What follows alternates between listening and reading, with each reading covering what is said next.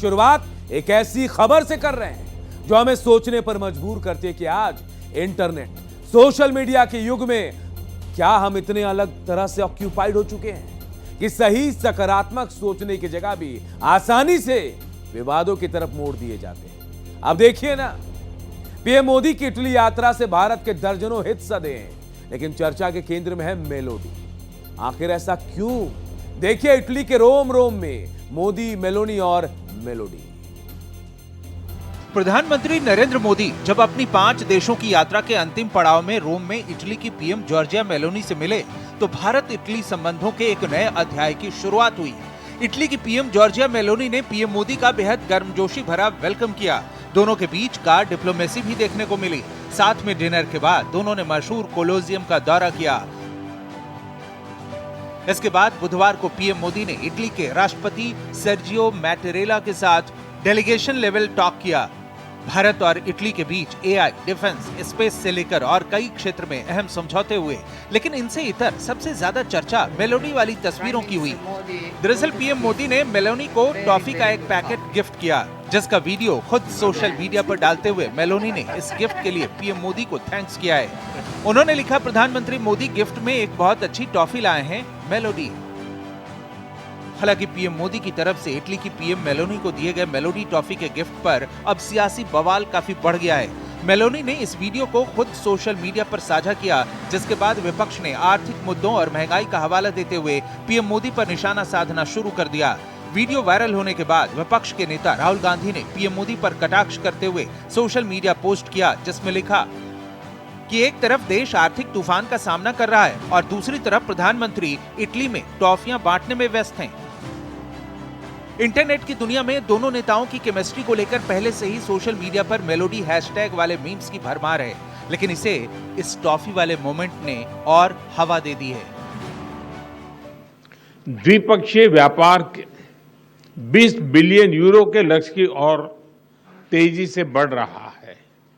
भारत में मौजूद 800 से अधिक इटालियन कंपनीज भारत की ग्रोथ स्टोरी में सक्रिय भागीदार बन रही है। भारत और इटली एकमत है कि आतंकवाद मानवता के लिए गंभीर चुनौती है। टेरर फाइनेंसिंग के खिलाफ हमारी साझा पहल ने पूरे विश्व के सामने एक महत्वपूर्ण उदाहरण प्रस्तुत किया है। हालांकि विपक्ष की तरफ से खड़ा किए जा रहे इस विवाद से अलग पीएम मोदी की इटली यात्रा से भारत के कई हित सधे हैं। भारत को व्यापार, रक्षा, तकनीक और जियोपॉलिटिक्स के क्षेत्र में कई सारे फायदे हुए हैं, क्योंकि इस यात्रा का मकसद दोनों देशों के संबंधों को नई ऊंचाइयों पर ले जाना है। मोदी के इटली दौरे के मायने देखें तो व्यापारिक लक्ष्य दोनों देशों ने वर्ष 2029 तक द्विपक्षीय व्यापार को 20 बिलियन यूरो से ज्यादा तक पहुंचाने का महत्वाकांक्षी लक्ष्य तय किया है। Defence and hi-tech, defence manufacturing, artificial intelligence, semiconductor और स्पेस रिसर्च जैसे उभरते क्षेत्रों में सहयोग बढ़ेगा। उद्योग और निवेश, इटली की लगभग 1000 कंपनियां भारत में मेक इन इंडिया और आत्मनिर्भर भारत अभियान में निवेश कर रही हैं, जिससे रोजगार के नए अवसर सृजित हो रहे हैं। वर्ल्ड डिप्लोमेसी, अभी दुनिया के उथल पुथल के इस दौर में यूरोप के साथ भारत की साझेदारी बढ़ी है, डिप्लोमेटिक इंपैक्ट काफी बढ़ा है। आतंकवादी फंडिंग पर रोक, दोनों देशों ने आतंकवादी नेटवर्क और उनकी अवैध वित्तीय फंडिंग को नष्ट करने के लिए एक ज्वाइंट इनिशिएटिव की शुरुआत की है। आज देश विपक्ष से ये उम्मीद कर रहा है कि देश के मन में जो गुस्सा और दुख और एक धोखे की भावना है कि हमारे साथ धोखा हुआ है, उसकी आवाज विपक्ष उठाए, और राहुल जी ने बहुत बखूबी ये आवाज उठाई। मजाक है क्या? ये मजाक है। देश का प्रधानमंत्री, भारत का प्रधानमंत्री, 140 करोड़ लोगों का प्रतिनिधि, ये कैसी हरकतें कर रहे हो साहब? मेलोडी, मेलोनी, मेलोनी, मेलोडी, क्या हो रहा है ये?